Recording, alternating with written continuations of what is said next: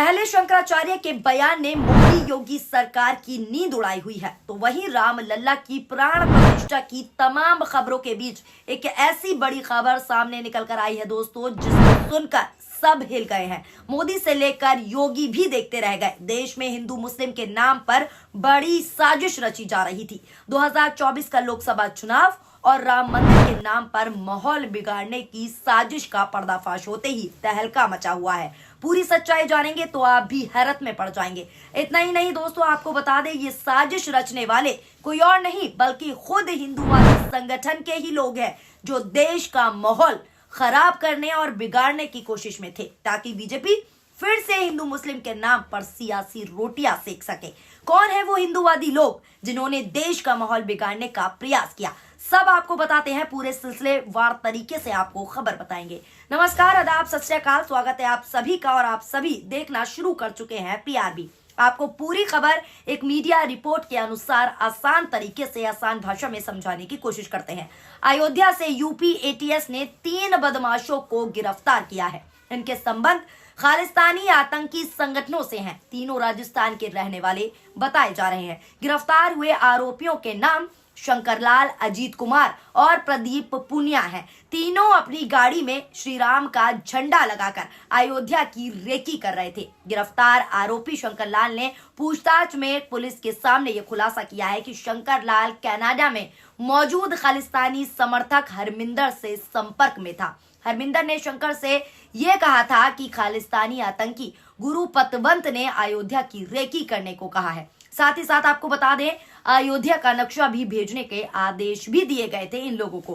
Canada में मौजूद हरमिंदर उर्फ लांडा के कहने पर तीनों अयोध्या पहुंचे थे। जानकारी के मुताबिक आपको बता दें, शंकरलाल राजस्थान का कुख्यात गैंगस्टर है और उस पर कई मामले दर्ज हैं। वो कनाडा में बैठे कई गैंगस्टर से जो है संपर्क में था, जो खालिस्तानी आतंकियों से जुड़े हुए हैं। पुलिस और सुरक्षा एजेंसियों को चकमा देने के लिए आरोपी स्कॉर्पियो में श्री राम का झंडा लगाकर अयोध्या की रेकी कर रहे थे, ताकि किसी को शक ना हो। आरोपियों के अयोध्या से पकड़े जाने के कुछ देर बाद सिख फॉर जस्टिस के चीफ आतंकी गुरपतवंत सिंह पन्नू ने एक ऑडियो भी जारी कर आरोपियों का समर्थन भी किया। अब Uttar Pradesh ATS Sikh for justice से कनेक्शन की जांच भी शुरू की। पुलिस ने बताया कि अब तक पूछताछ में खुलासा हुआ है कि आपको बता दें, तीनों संदिग्ध यानी जो तीनों आरोपी हैं खालिस्तानी समर्थक हरमिंदर सिंह उर्फ लांडा के संपर्क में थे। गुरपतवंत सिंह पन्नू का करीबी हरमिंदर सिंह लांडा ने उर्फ लांडा जिनका नाम है, उन्होंने तीनों संदिग्ध को अयोध्या में रेकी कर आसपास का नक्शा भेजने को कहा था। रेकी के बाद तीनों को अयोध्या में रुकना था दोस्तों, और फिर डायरेक्शन मिलने के हिसाब से किसी बड़ी घटना को अंजाम देना था। आपको बता दें, एटीएस उस ऑडियो की जांच कर रही है। तीनों के पास से हरियाणा नंबर की स्कॉर्पियो यानी HR 51BX 3753 बरामद हुई। ये उस स्कॉर्पियो का नंबर है। हालांकि इस मामले में अब सोशल मीडिया पर भी चारों ओर हंगामा मचा हुआ है। एक यूजर ने ट्वीट करते हुए लिखा है कि 2024 की तैयारी कर रही भाजपा पहले मंदिर को प्राण प्रतिष्ठा करके लोगों में धनौरा पीट रही है, उसके बाद भाजपा के लोगों से उसमें कुछ ना कुछ कार्य और फिर माहौल बनाएंगे इलेक्शन का कि देखो एक कम्युनिटी के लोगों ने ये कर दिया। इसलिए सतर्क रहे हमारे देश की पुलिस और राज्य की पुलिस। इसी तरह से तमाम यूजर्स अपनी प्रतिक्रिया दे रहे हैं। एक और अन्य यूजर ने ट्वीट किया और लिखा है कि जिन्हें लगता है आतंकियों का धर्म होता है और वो ये बात सिर्फ मुसलमानों को नजर में रखकर कहते हैं, क्या वो अपने धर्म के आतंकियों के लिए भी मानेंगे कि हाँ हिंदू भी आतंकी होता है? यह आतंकी टैग मुसलमानों के लिए है सिर्फ। अगर ये भगवा आतंकी कामयाब हो गए होते, यानी अब तक ये अपनी प्लानिंग में कामयाब हो गए होते, तो ना जाने कितने मुसलमान बेमौत मारे जाते। ये ट्विटर पर ट्वीट किए जा रहे हैं। एक और अन्य यूजर ने ट्वीट करते हुए लिखा है, अभी कुछ दिनों से बहुत अच्छी काम कर रही है यानी पुलिस। इन आतंकियों का पकड़ा जाना कितने बेकसूर मुसलमानों के घरों पर बुलडोजर चलने से बचा। अभी ऐसे हालात हो गए हैं कि कोई भी आतंकी पकड़ा जाए लेकिन मुसलमानों से उसे छोड़ दिया जाता है। ये आज की स्थिति हो गई है। एक और अन्य यूजर ने ट्वीट करते हुए प्रतिक्रिया दी और लिखा है कि अब देखना ये है कि सरकार और मीडिया इनको क्या कहती है, आतंकवादी कहती है या अपराधी कहती है या दंगाई या फिर क्लीन चिट दे देती है। हाँ, अगर मुसलमान होता तो अब तक पूरे भारतीय मीडिया नंगा होकर मुजरा कर रही होती। ये तमाम प्रतिक्रियाएं चल रही हैं कि अगर इन आरोपियों में मुसलमान नाम शामिल होता तो अब तक ना जाने उन पर कितने मामले दर्ज हो जाते।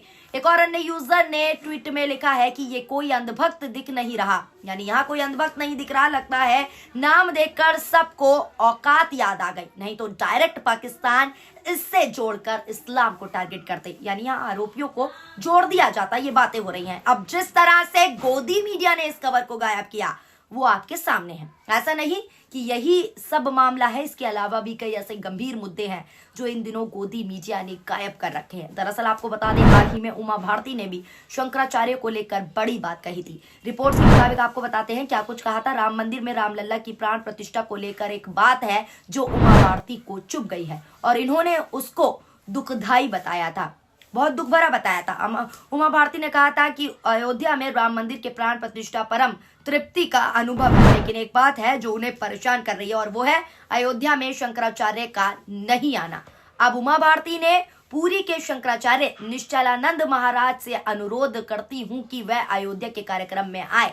ये भी कहा और ये भी कहा कि हमें आशीर्वाद दे, जो लोग शंकराचार्य जी का विरोध कर रहे हैं उनका विरोध नहीं कर सकते। इसी के साथ साथ उन्होंने कहा उनका अपमान करना, उनकी हंसी उड़ाना, उनको शास्त्रार्थ के लिए बोलना हमारे अहंकार का सूचक है, जो नहीं होना चाहिए। उमा भारती ने आगे ये भी कहा कि शंकराचार्य का राम मंदिर की प्राण प्रतिष्ठा में ना आना मेरे लिए दुखदायी है, यानी उन्हें दुख हो रहा है। पुरी के शंकराचार्य इस भूमि मंडल वंगमैक में सबसे बड़े ज्ञाता है, वो आएंगे तो कार्यक्रम की शोभा बढ़ेगी और हमें आशीर्वाद मिलेगा। अब चारों ओर से मोदी सरकार घिरी हुई नजर आ रही है। एक और शंकराचार्य सवाल उठा रहे हैं तो वहीं दूसरी ओर अब राम मंदिर को लेकर साजिशें रची जा रही हैं, लेकिन इन साजिशों का जो है दोस्तों पर्दाफाश हो गया है। जो हमने आपको खबर के मुताबिक पूरी जानकारी दी कि किस तरीके से जो पर्दाफाश हुआ है, उसकी पूरी सिलसिलेवार तरीके से आपको रिपोर्ट बताई कि तीनों आरोपी जो आतंकी गतिविधियों में शामिल है, आतंकी संगठनों में सम्मिलित है,